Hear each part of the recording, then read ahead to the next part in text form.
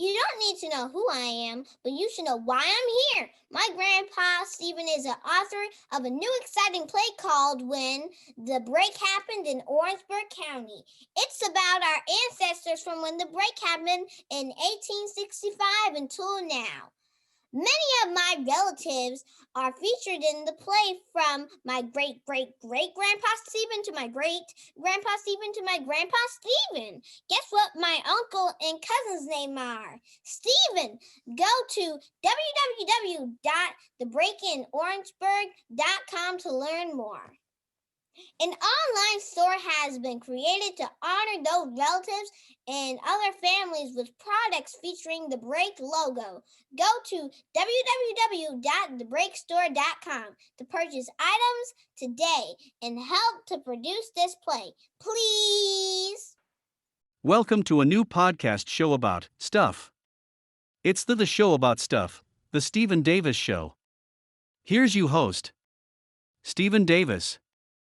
Hello, we're back with a show about stuff, the Stephen Davis Show. We're going to explore entrepreneurship and the historic accomplishments of three wonderful guests that I have today.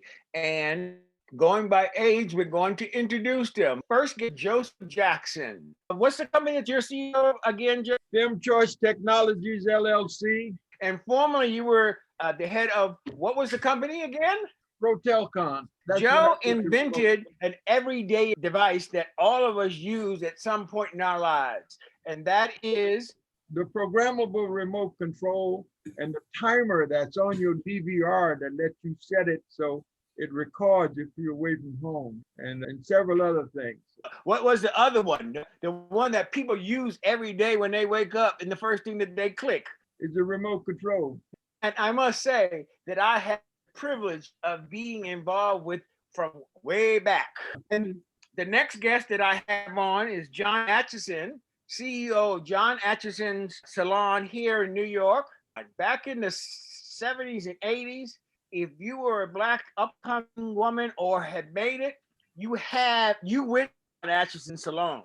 I remember Frankie Crocker's words: if you wasn't listening to Frankie Crocker, radio wasn't on. If you wasn't going to jail, you wasn't getting your hair done right. Out in Brooklyn? No, Joe, I started out in South Carolina, Spartanburg, South Carolina. All of y'all are Southern boys that live in the big city now. And finally, I have on Sir Carlton Brown, Brooklyn, a real estate developer. I welcome you all to the show, and I thank you all. Joe, you go ahead and tell us something about yourself. Yeah, I came from originally New Orleans, Louisiana, and joined the Army at 18 with less than a 7th grade education. Got in the Army, got a GED, and then studied radio and television. Got stationed at Fayetteville, North Carolina. Studied radio and television, opened a shop right there in Fayetteville, sold it during the day and fixed TVs at nights and weekends. And that's where I got the vast amount of knowledge with respect to radio and television. And that's where I met Steve. He worked for another guy who owned a Black guy who owned a TV shop. Okay, I wound up doing 20 years in the service, and ultimately wound up out here in California as an Army recruiter. But by that time, I did some undergraduate work, and then I ultimately wound up with a PhD in applied science and technology. I presently have acquired 6 U.S. patents. The first patent was for the programmable television receiver controllers. Now, in a word, I did not invent the original remote, but all it could do at that time was turn the TV on and off, change channels, and run the volume up and down. What your remote do now, all the capabilities, is a test to my addendum to it and made it programmable, you see. Now, if you go back to the old VCR, when it first came out, it didn't have a means of timing it so you could leave home and it would record automatically. Well, I invented that and bridged that gap. Now that has progressed to the DVR, so it's built into your TV now. So if you leave home and you want to record several programs and have them waiting for you to come back home, well, that's my technology. And I was the original one that came up with the parental control to allow parents to block out violent and objectionable programming to their impressionable age children. In fact, I spoke in the House of Representatives chaired by Ed Markey of Massachusetts about that when they were clamoring about the networks having a lot of negative programming and affecting our children. So I spoke about that. And ultimately now you know what they do. It's called a V-chip, okay, which allows parents to block out violent and objectionable programming. And then that progressed into me doing some study on the female anatomy. So I did some study through New England Journal of Medicine and Massachusetts Journal and learned a little bit about the female anatomy, hooked up with one of the foremost OBGYN specialists out here. You know of him, you may not know him. His name was Dr. William Haling. Dr. Haling was the chief of OBGYN at Martin Luther King Jr. Medical Center here. And so when I came up with this concept for a means of allowing a woman to have an alternative to birth control. So I came up with this little device. It's about the size of a woman's little powder pack. And where the mirror normally would be, there's a little screen in which you put her period information in there. See when it came, how long it lasts, and what is her cycle. Now, so most women are 28 days, but this one goes from 26, 27, 28, 29, and 30. So she can put that in, three things: when it came, how long it lasts, and what is the cycle. And then it'll calculate, and the calendar comes up on the screen. And then it shows ovulation day in red, and it shows her safe days in green. It shows her probationary days in yellow, and it shows her menstruation days in purple. See? And then it's automatic. It automatically lets her know every month. And once she programs it, it allows her to look forward also.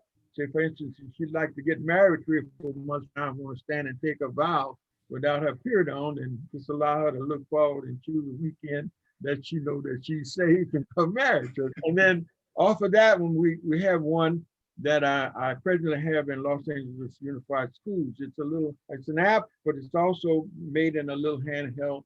But it doesn't show any ovulation. It just shows the little girl's period. We're talking about little girl 9 through 16. And we have a curriculum also built in that. And now I have that in LA Unified. And now we're getting ready to put it in the cloud and download it in schools across the country. What it has is everything that a little girl 9 through 16 needs to know about her body at the onset of puberty. See, because we have 1.1 million unintended teen pregnancies in the country, and nobody's doing anything about it. With this unit, I have everything. It's a comprehensive unit that covers every aspect of how babies are made, STD prevention, everything that she needs to do. And it's all been vetted by the Los Angeles PTA and the Film Advisory Board here in Hollywood. They're the ones that put the R's and X's on the movies for family-oriented programs. So now we have that, and we're going to be downloading it in the schools across the country, and it'll finally wind up on a little girl's tablet, because the kids now have these little tablets in school, and it will reside there for her for 1 year, and she will have a full comprehensive bit of information about how her body works, because most of them go out here at 14, 15 and get pregnant because nobody's told them anything except keep your dress down. So that's what I'm currently working on now, trying to raise funds for that. And I also try and help inventors that contact me. I do a lot of lecturing, so a lot of people contact me and ask me questions about how to acquire trademarks and things like that. I see that evidently John dropped off for a while, so I'm gonna let you Carlton, go out of turn. You're the youngest of the crowd. Talk about yourself. I'm not really good about talking about myself and what I did in the past, because it's all past. But anyhow, I was born in Charlotte, North Carolina, and we moved to Jackson, Mississippi when I was 6 years old. My folks moved down there. Actually, before that, I was born in Charlotte, and then we lived in Bluefield, West Virginia. My dad was a teacher at Bluefield State Teachers College. He was a chemistry teacher. I had a PhD in chemistry, and after Emmett Till got lynched, my father was also a World War II vet, decided that we needed to move to Mississippi because he said if there was a fire, you needed to run toward it to put it out, because otherwise it would burn up everything. That's kind of how World War II Black vets start. That was their MO. Mm-hmm. So we moved to Mississippi with my mom screaming and kicking because she was sure we were all going to get lynched and die. And so we moved there. and they were taught at Jackson State and were involved in the civil rights movement. I grew up there and went to all public schools there, obviously all segregated public schools there. Left there and went to college at Princeton University, majored in architecture and urban planning, finished school in 73, and was not committed to being employed by anybody. So I started my first company. I was a sports agent. Another brother named Greg Howard and the sister named Lois. We started a sports agency named Howard and Brown Associates. And we represented a number of professional athletes, largely athletes that came from the SWAC, Southwestern Athletic Conference, because at that time, these kids did not go to University of Alabama or LSU or Georgia. They went to Jackson State and Texas Southern and Alcorn and Southern, and they tended not to have good representation. So we represented a number of those players, football players, a couple basketball players, a couple baseball players. And I did that for about 3 years and just kind of, not that I have a whole lot of moral turpitude at that time, certainly I didn't. I have more now than I had at that time. But at that time, when your mom says, look, you got this degree in architecture and urban planning, what are you doing with these athletes? And you can't tell your mom, I'm getting them white women and drugs. Tell a story about your partner. What happened with your partner? Oh, Greg Howard? Now, Greg Howard is an interesting character. So about the time we decided to leave the business was also about the time Greg Howard absconded with the money. And he shows up working for Mr. Sutton, Percy Sutton, as a general manager, as a sales manager for a station that Mr. Sutton had in the Bay Area. I think he had a station in the Bay Area and another one in Los Angeles.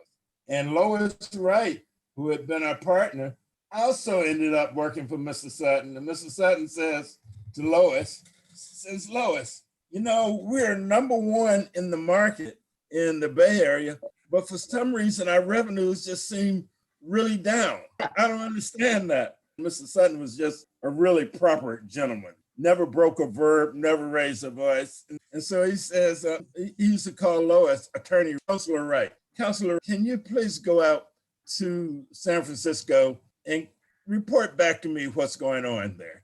So she goes out there, she sees Greg Howard as the sales manager. What Greg was doing was taking all the revenues, barely recording them, but putting them into the trade bank. And instead of it flowing to the bottom line, he took it in trade. He was driving in a Maserati, he was doing this, he was doing that. And of course, that was the last days of Greg Howard, right? You would think. So years later, I come home from work. My kids, I have kids, they're watching the BET Image Awards. And I see just the tail end of it. And they said, and the winner of the BET Image Award is Greg Howard. Now, I'm like, that can't be fucking. And Greg Howard's about 6'8", 290 Black man. It's like, how many 6'8", 290 Black men? I'm like, damn. So I call Lois. I'm like, Lois, you are not going to believe this shit. I said, Greg Howard won an NAACP Image Award. He said, for what? I'm like, I have no idea. I just saw it. How are you calling me lying about this? And so look it up. He won the NAACP Image Award because he was the screenwriter for Remember the Titans. And so what he had done, he had become a screenwriter. And Greg was a brilliant person. He was just a criminal. And so I wondered, did Greg steal that screenplay from? I know he took it from somebody. He's done a lot of screenplays. He just recently did the one for, what was it, Harriet Tubman, I think, that had a little run in the movies. And the last time I talked to him, he said, I've really gone straight since we used to be together. I'm like, you are not in prison. It's a testament to that. So that was my business partner. Oh my goodness. Anyhow, I left that business and I went to work for an architect and I hated it. Drawing little lines on a piece of paper. And this was before all this AutoCAD, automated drafting. This was when you had pen and pencil and on Mylars. It was tedious, it was boring, I couldn't stand it. And so every about twice a month, this white boy, who was a few years younger than me, Tracy, who had graduated from the Naval Academy, he'd come by the office, he'd look at the drawings, say, change this, change that, change this, and he'd go. And I'm like, what is this dude Tracy doing? So I said, Tracy, man, we need to have lunch. So we had, I'm like, so Tracy, what do you do? He says, I work for AT&T and their asset management group. Okay, and so what do you do other than come tell me to change drawings? He said, we are the largest real estate company in the world because we own all of AT&T's real estate assets. I buy property, I develop buildings, I look at drawings like yours, I do leases, I manage an entire portfolio for a certain part of the country. When I was a sports agent, I probably made $200,000 a year. And this was like in 72, 73, 74, which was real money. When I was an architect, I was making $9 an hour, from living large to $9 an hour. And so I said, that was another reason I didn't like architecture, drawing all those little lines for $9 an hour. Tracy, how much did they pay you for this job? He says, I make $40,000 a year. And I was like, people make $40,000 a year for something legit without having to go get hose for our athletes? That's what my mind was saying. So where's the employment office for this place? I go to the employment office. They give you AT&T's the phone company, right?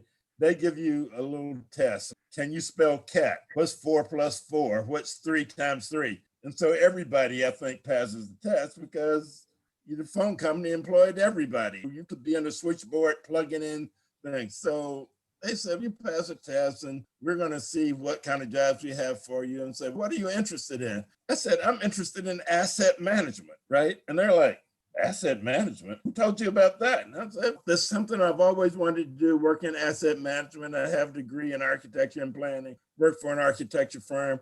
And I worked on developing a prototype building for you guys. And I said, oh, okay, we'll get back to you, see if there are any jobs in the asset management group.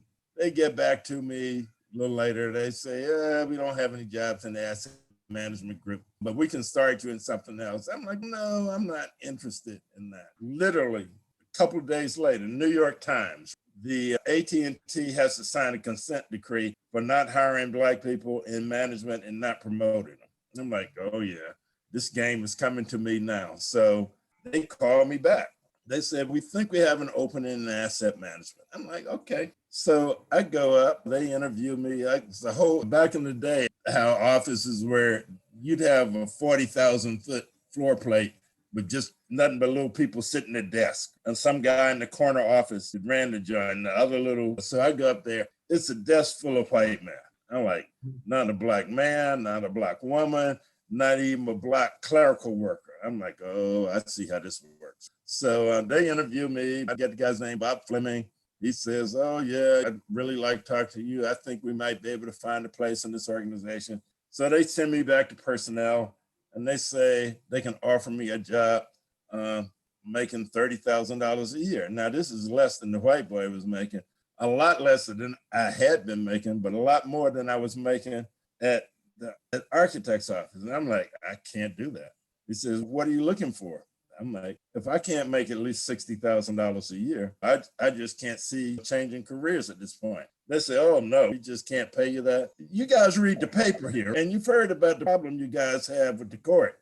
And then the white people go ashing then. They said, we just can't pay you that much. I'm like, that's fine. They called me back about 2 weeks later and said, we think we found a way. I'm like, what is that? And they said, we have a management training program. It's called MDIP, right? And we'll hire you and we'll actually pay you more than $60,000. You can make $75,000. But if you haven't made division manager in 5 years, we're going to fire you. And I'm thinking, boy, I'm going to make $75,000. It's a gravy train. And went to heaven. I take the job and I made division manager well within the 5 years. I was okay, now, you know what? I am just too through with these white people. I've had this and I was ready to leave. And I was talking to my mom and dad. They said, when does your pension get vested? I'm like, pension get vested? 20 some years old. I'm not even, maybe I'm 30. I don't even think I'm 30 then. I'm like, pension vested. That's for old people. Just check on it. And not that I always listen to my parents, but I'm like, let me just check this out. So I go to the personnel. They said, yeah, your pension gets vested after 10 years. Okay, and what does that mean? That means after 10 years, if you retire at 65, you'll get 75% of your salary you were getting when you were working.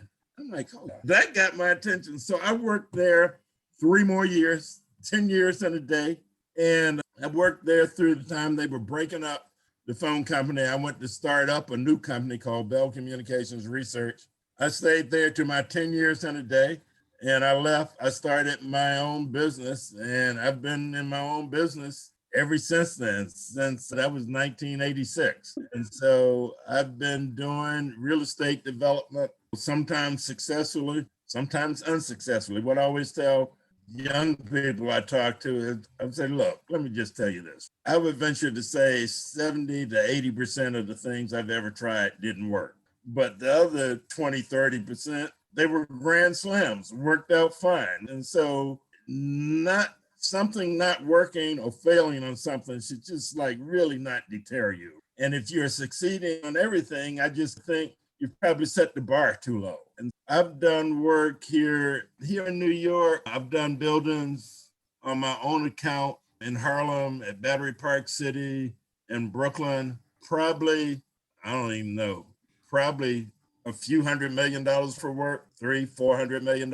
We did the Solaire at Battery Park City. We did the Kalahari in Harlem. We did 1400 Fifth in Harlem. We did an entire square block. I want to get into some of the stuff you did, but I want to first go to John. So let John talk about what he wants to, because some of the questions I want to ask you all are questions that each one of y'all could answer the same question. John, you go. Again, I want to say John was the man in the 70s. I remember John Atchison back in the 70s. Thank you, Stephen, for the introduction. It's an honor to be on this podcast with you guys. And I didn't want you to stop, and I wanted you to keep on going. So I wanted to say, I came from South Carolina in '56, and I always thought about doing hair, but it wasn't something that straight guys did. And so I stayed away from it. But I finally reached 29, and I said, look, what is the easiest way to meet women? I said, I'm not going to be a barber. And I said, okay, I was working at Bellevue Hospital as a nurse's aide, and I left that and went to the transit. So I'm working in a token booth, selling tokens. And so I couldn't talk to anybody in token booth. Every woman you talk to was trying to catch a train. So I had a friend of mine, he was a fireman, Charles Rome. Charles said, look, man, why don't you go to beauty school? I met a guy who was in this business. And then I saw some young guys in Queens at Gentleman's 3 out in Queens off of Merrick Boulevard. These cats, man, they were straight, they were cool, they had cars, they had a lot of women coming to their shop. I said, I'm going to beauty. What I did. So while in beauty school, I'm working in the subway at night, going to beauty school during the day, and I hardly ever slept. But I knew this was what I wanted to do. And so I knew it from what raised me. I would see young girls on the train, on the subway, and they were beautiful, but their hair was always jacked up. And I would, like, in my mind, just rearrange their hair and see a whole different look on them. So I said, well, I want to know how to make that happen. Well, I go to beauty school, I finally graduate. My friend Charles, he said, John, look, man, don't go work in the neighborhood. Come downtown, 57th Street, get a job down there. They're not even doing the things you learn in beauty. So I go down there to Henri Bendel's.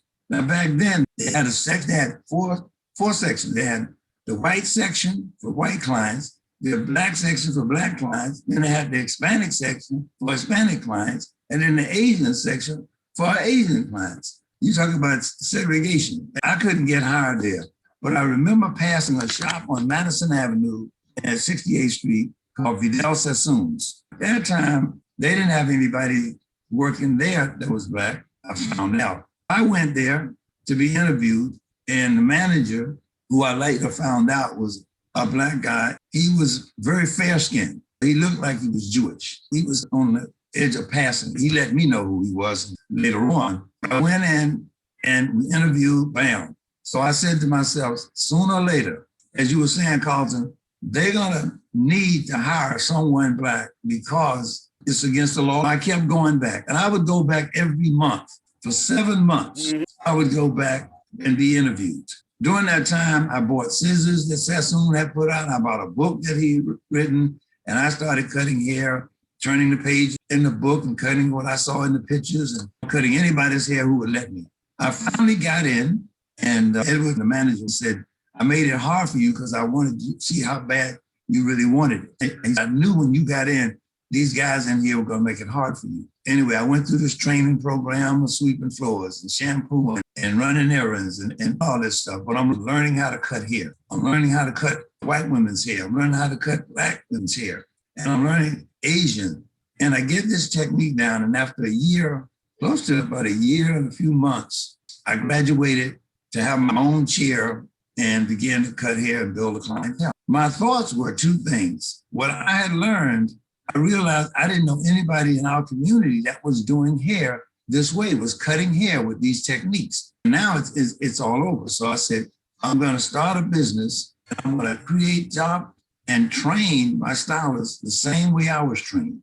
And so when I graduated, I told them I was graduating and I'll move on to get my own salon. Now, Vidal and I, his salon was the top salon in the country. He had come over from London. He brought this technique of cutting hair with scissors, and only scissors, no clippers or anything like that.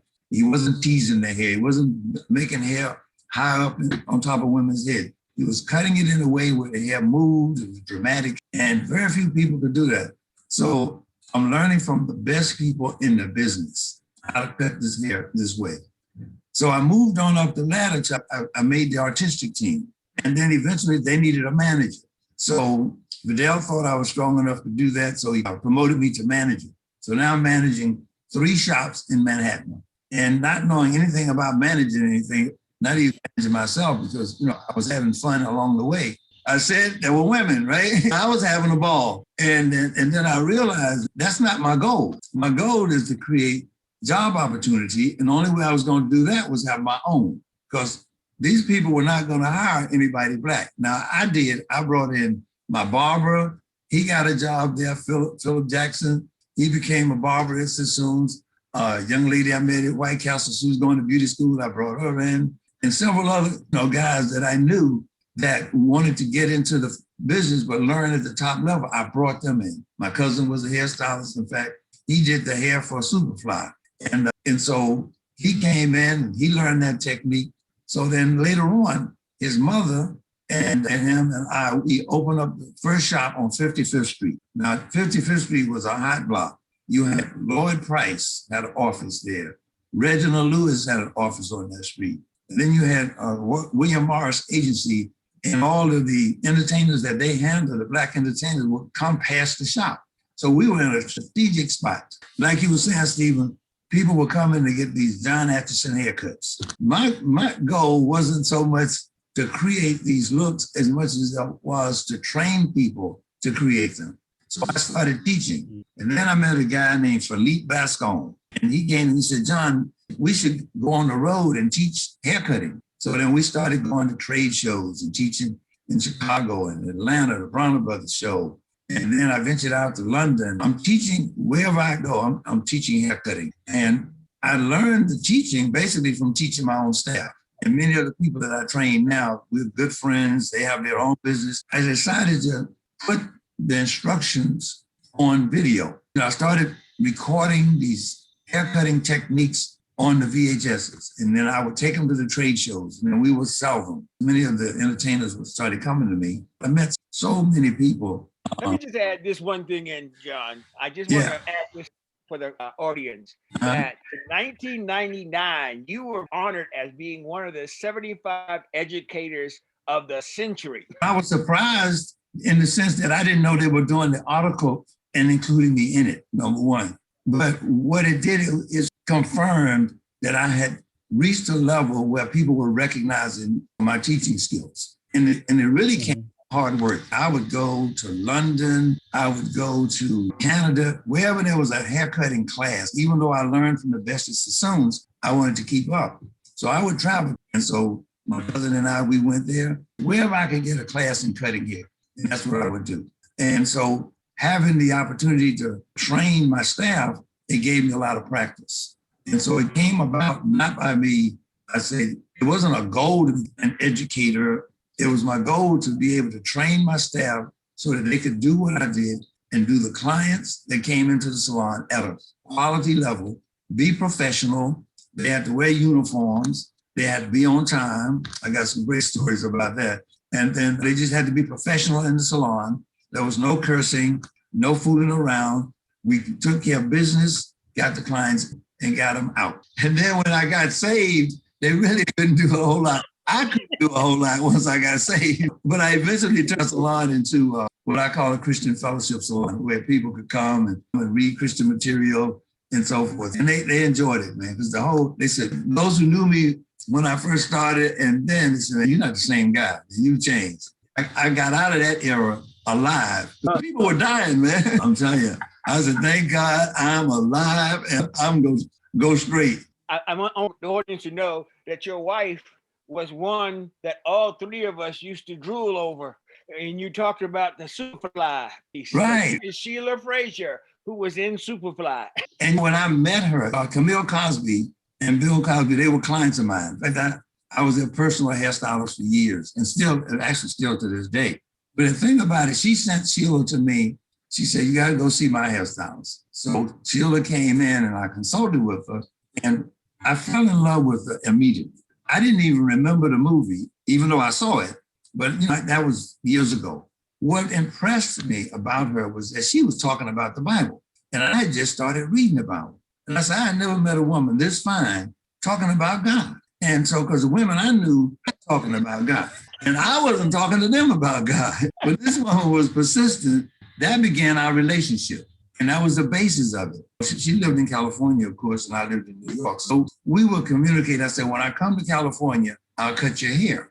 And she did. She came to me. I was in the name of the hotel. But anyway, she came to the hotel to get a haircut.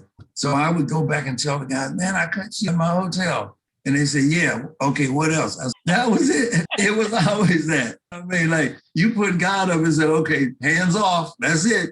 And during that time, Camille, Gloria Foster, all these women started coming to me, from Cicely Tyson, Felicia Rashad, and Bill asked me to create the looks for the Cosby Show. Annie Glover, Nancy Wilson, I was her personal hairstylist. Whenever she came to the Blue Note, she would always include me in the group. And Alfred Woodard, Daphne Reed, and my main man, Muhammad Ali. He used to come in, his wife said I was the only one that could cut his hair. She said, why don't you teach some of these other hairstylists? I said, they have to come to New York, come to a hair show to get me. So then, and just the clients were coming from all over. George Dinkins, when Mayor Dinkins was inaugurated and all, they brought me in to do that, or she came into the salon. Dionne Warwick, Lynn Whitfield, Ed Lewis, Leslie Uggams. In fact, Leslie and her husband was the one who told me I should open a salon in California. And that's what, eventually I did. Started training stylists out there. And then Alfred Woodard said, well, why don't you work on your product line and just leave the salons alone for a while? And that's what I did. I started a hair care line, but I didn't push it as far as I planned to, because I made so many mistakes because I didn't know what I was doing with products. But now I realized I did my homework. So we're coming out with a line. In fact, I'm working on an organic line. I have a generic line now. So I'm going to be working on that. But it's been a journey, I'm telling you. One of the highlights, Cicely Tyson came to me and asked me to escort her or be her guest. She was going to the White House with Harry Belafonte was being given the Kennedy Center Awards. And she said, would you go? I said, let me think about it, because George Bush was president and I wasn't a fan of George Bush. So a friend of mine said, look, that's the president, you go. So I went and I had the most, Cicely treated me like I was a brother. And for years, we were friends. And then she went back again and she asked me to go back with her again. Golden Globes, she asked me to Golden Globes with her. And I knew her when she was married to Miles. So I got to meet Miles Davis, spend time with him. And that man, he was awesome, funny. And I'll say one thing, Miles could be rude as anything, but people loved him in spite of all of that. We come into the salon and said, he talked to the woman, he said, can I blow my horn through your hair? Oh no, just that Miles, I became good friends. I got some great shots with Miles, and it was amazing the people that I met as a result of doing hair at the level that we were doing it. And I envisioned that. I said, one day our women are going to want to go to a salon where it's professional, the people are well trained, they can be treated like the great women that they are. And they're going to go to white salons if they don't have anyone Black to do their hair. So I said, well, I'm going to be the one to provide that for them. And that was my motivation, really. And to create jobs for young Black stylists who were coming up, because they weren't going to get into Sassoons during that time. They weren't going to get into these white shops to learn these techniques. I had the opportunity to learn it. So let me bring it back to the community and train them. And what motivated me to do that was a book called A Spook Who Sat by the Door. And after reading that book, I said, that's it. That's what I'm going to do. I'm going to get this information. I'm going to take it back to the neighborhood, and I'm going to train stylists to do this at this level so they can start making these big bucks and charging $100 and $200 for it. So that was it.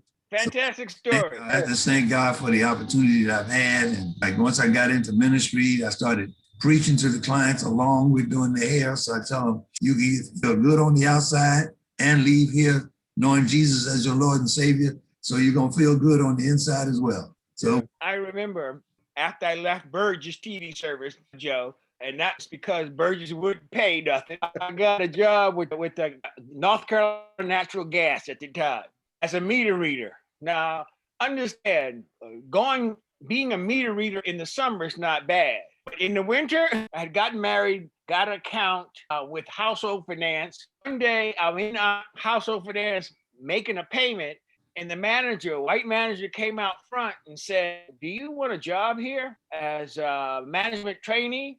And I said, run from dogs, getting bitten by dogs, or sitting with a tie and a suit on in the back in the air condition? That wasn't too hard. And a pay raise.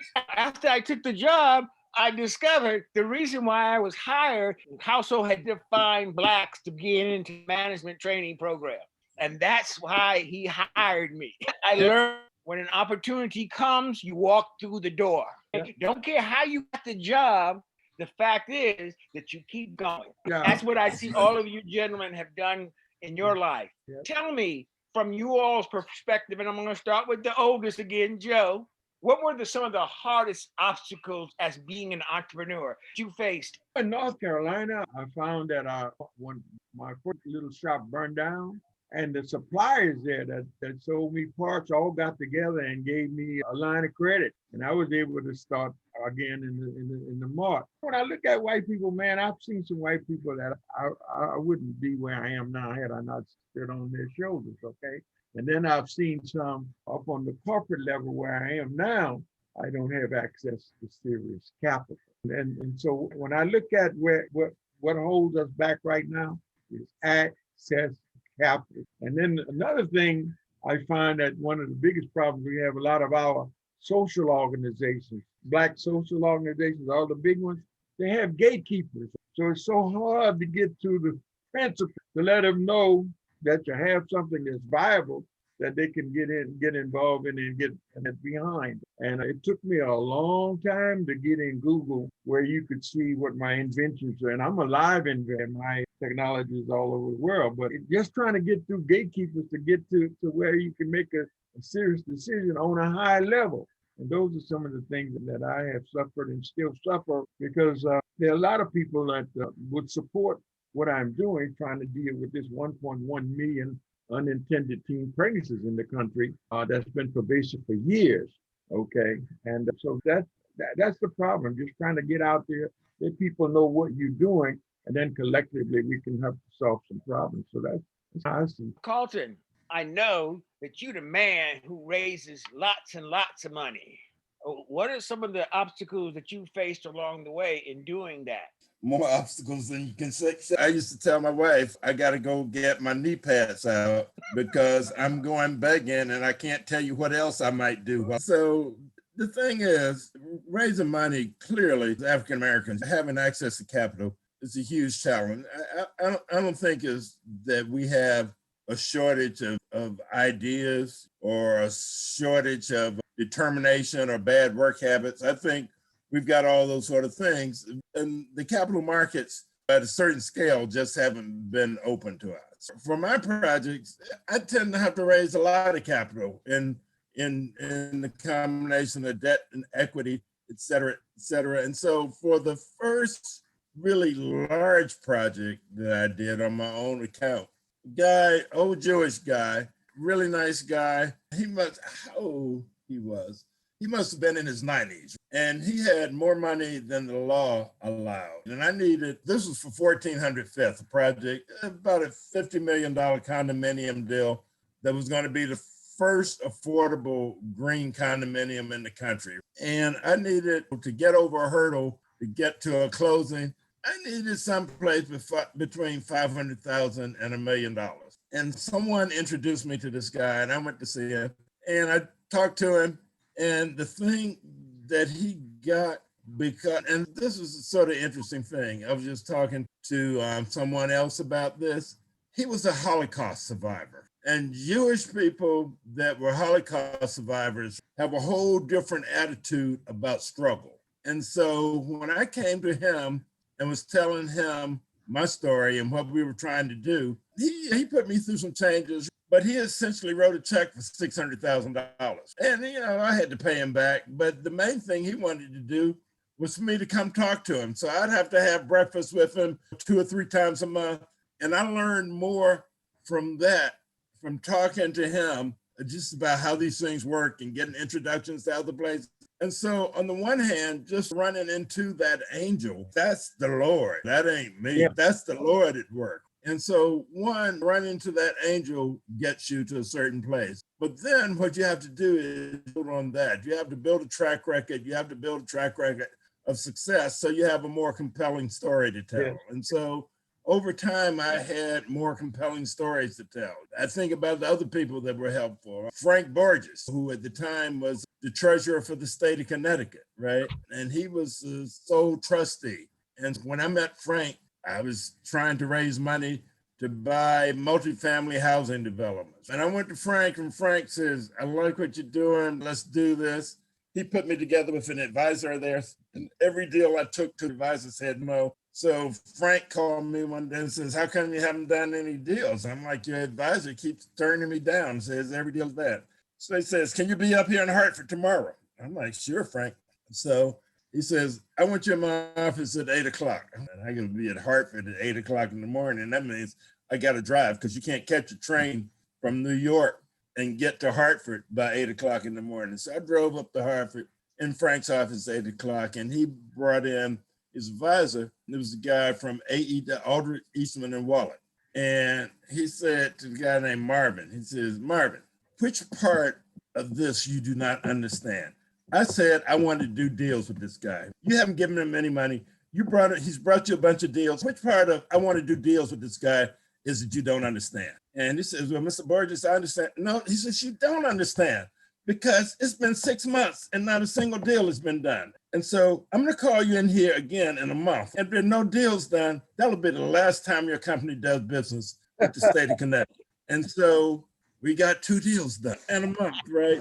And so again, that's, I think sometimes when you have a positive attitude and you're really putting out that vibe, I think God guides you to the right people. You don't even have to find them. They'll find you. And so when I met Steve, not long ago, purchased the UN Plaza Hotel from the city of New York. And again, that was a $110 million transaction. And so Frank, just about that time, because we had done the right thing, we made money with Connecticut. He had left state of Connecticut and gone to GE Capital. Frank calls me in one day and he says, so Carlton, what do you know about hotels? I'm like, nothing.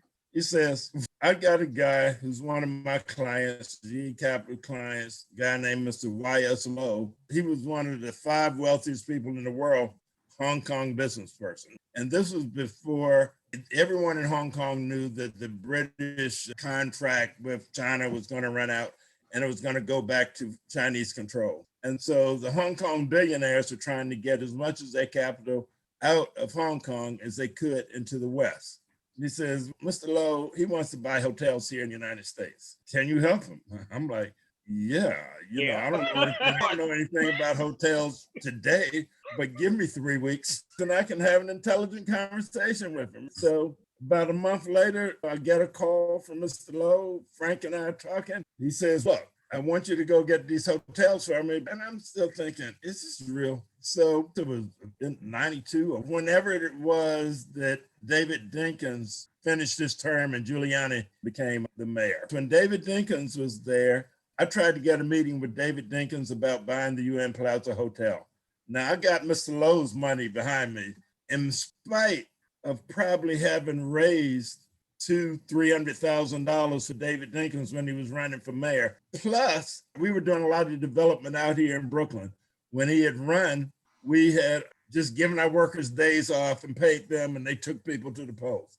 Couldn't get a meeting with this guy. And finally, I got a meeting with somebody that worked for Dave, and they said, I can't imagine how a guy like you could raise the kind of money we would want for that hotel. And Dave Dinkins loses. But in that process, Governor Pataki wanted to run for president. A guy I know who is a Black Republican, I can't even remember his name, out on Staten Island, he calls me and says, Carlton, you're from Mississippi. I'm like, yeah. He says, Governor Pataki has to do these rounds with all these Republican governors, and he needs to go to Mississippi to meet with the governor of Mississippi. I'm like, and? He says it's bad optics for him to go to Mississippi because he's trying to run as a moderate Republican to go meet with the governor of Mississippi, and there's not any Black people in the room. I'm like, and? He says, can you get some Black people in the room? I'm like, I could, but why should I? He says, you'll have a chip on the table with the governor. I'm like, yeah, I don't know about that. I need to talk to the governor about this. He says, well, let me see if I can make an arrangement for you to talk with the governor. I'm like, no, I need to talk to the governor in person, right? Because UN Plaza Hotel was owned jointly by the city and the state. So I get a meeting with Pataki. I said, look, I can make this happen, but I need to be sure that when it comes time for me to talk to you again, I have a fair shot of purchasing the UN Plaza Hotel. He said, we weren't even talking about doing that. I'm like, if you want this meeting, that's what you're gonna have to make happen. So he looked me in the eye, he says, well, you can make this happen, that's fine. I'm like, cool. So I called a bunch of my friends back at home. One of them, very interesting, Charlene Stimley, was in the process of suing the governor and the state for mistreating Black prisoners at the state prison in Parchman. But there must have been 20 Black professionals in the governor's mansion for this guy for the photo op. I get back, I see he sets up a meeting for me with the head of the UN Plaza Hotel. We sit down, we talk about, I want to do this deal. He says, okay, we have to have an RFP. I'm like, I don't care about an RFP as long as I win. And so about a month later, they invite me over there. And he has these two young white kids, just got their first haircut out of business school, right? He says, we need you to help them put together the RFP for this hotel. And so I helped them put the RFP together for the hotel. And as a consequence, it was written so nobody else on the earth could win that hotel other than us. And that's about the time I met you, Steve, about that time. Well, we met just before when you were in negotiations for it. Because we held, when I started the Black Education Network, we held the debut at the UN Plaza Hotel. Among the things in the RFP, you said you had 30 days to do due diligence. Well, we had a year to do due diligence. The hotel was built on land leases, on 3 different land leases by 3 different owners that were not co-terminating, right? That's one thing. It wasn't built as a condominium, but the lower floors were an office building and the upper floors were a hotel, and they had 2 lobbies, an office lobby and a hotel. So all of that had to be split up into 2 separate condominiums. The land leases had to be negotiated and broken into 2 pieces for 3 different land leases. And that was just a lot of legal work. But Mr. Lowe paid for all the legal work for that time. We had probably $800,000 in legal bills before the RFP. So when the RFP came out, no one else could do that. But just in case, what we had is that to submit a bid, you had to submit a $10 million non-refundable deposit. So if you got the bid and couldn't close within 30 days, then you lost your $10 million. And so guess how many bids they got for the project? 1. In some cases, raising capital has really been based on maintaining quality relationships with people. And even now, where Goldman Sachs Urban Investment Group has been one of our primary sources of capital, and then some more closed-end funds, it's really all been based on relationships. Because when I say raise capital, typically I have to raise any place from $5 to $10 million in equity and any place from $30 to $100 million in debt. And I wasn't born into a family that knew those people, but it's just relationships that I've cultivated. And that's not to say it's easy, but for the type of work I do for real estate projects, it's gotten easier over time. Great. John? Hey, thank you for that. I knew there was more coming. That's awesome journey. God bless you, man. Yeah, mine was not raising millions, but I had to raise $100,000 to start my first salon. And that was, I thought was going to be easy. And my brother, who's an accountant, at least he called himself that, and he put the numbers together, and he had just gotten out of school. Actually, he finished like a accounting course. He didn't go to college to do it. He did an accounting course. And he agreed to put our business plan together. And he did the numbers. So we go to Citibank. Actually, no, it wasn't Citibank. I think we went to Chase Chemical Bank. And there was an officer there, African-American girl, Black girl. She said that we didn't have the presentation that was professional, but we had all the information.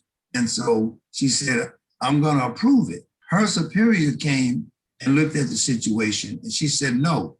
She canceled it. Well, why? Because they had just funded a salon on 57th Street by a Black woman named Gina Wheeler. They faulted on the loan. And so since my business, someone in the business, in the salon business had forfeited on the loan, then they said, no, we're not going to take any more salons. So this woman, I don't remember her name, she said, look, I'm going to send you over to Citibank. And there's a man there, Joe Blunt. And what he's going to do is hook you up. When we got to him, he said they had a lending area in Citibank to loan money to Hispanics who wanted to go in business.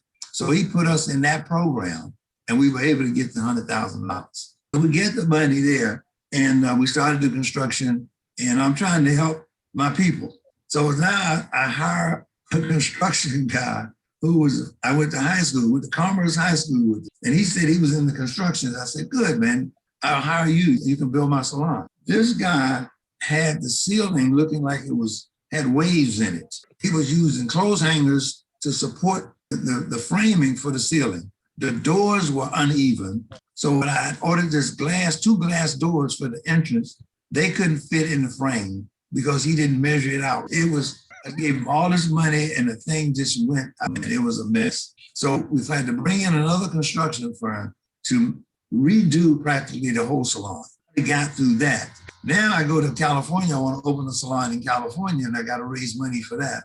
But I had a good credit. I also had a track record, but I needed some seed money. And so I was here. So she said she would loan me $30,000.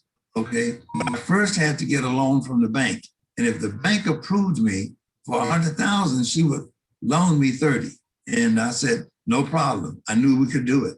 And we did it. But during that time, that was that amount of money. And eventually the salons were doing $1 million a year, which in my business was unheard of unless you were at Sassoon's level. So the other thing that was difficult was training hairdressers to cut hair and to be professional.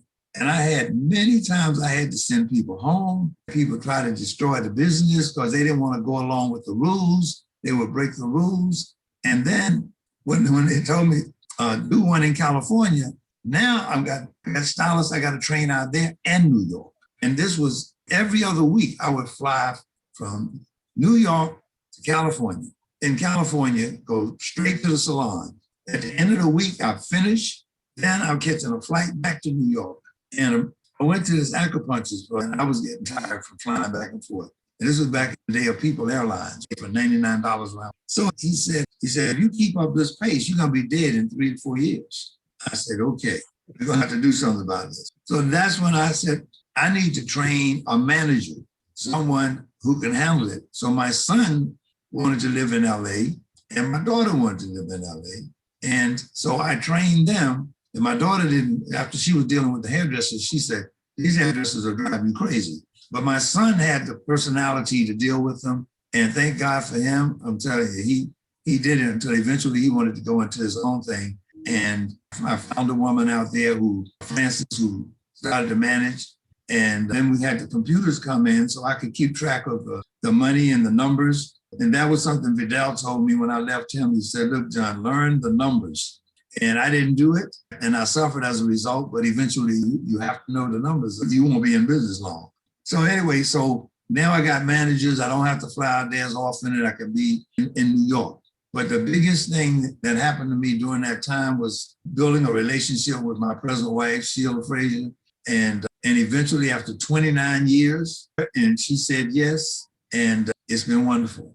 It's been wonderful. I remember walking down 161st Street because I was going to a meeting, and then I ran into you, and that's when Sheila said, oh. Just come from the courthouse. I want to tell you all that this has been a wonderful discussion. I want at some point to bring you all back because I know that there's lots of stories. I know some of the stories that Chuck Carlton have and Joe has that they haven't even started on. So we're going to arrange to do that in the coming future. And I thank you all so much for being part of this broadcast. You all made it wonderful. Say one thing before I go, because I'm active now.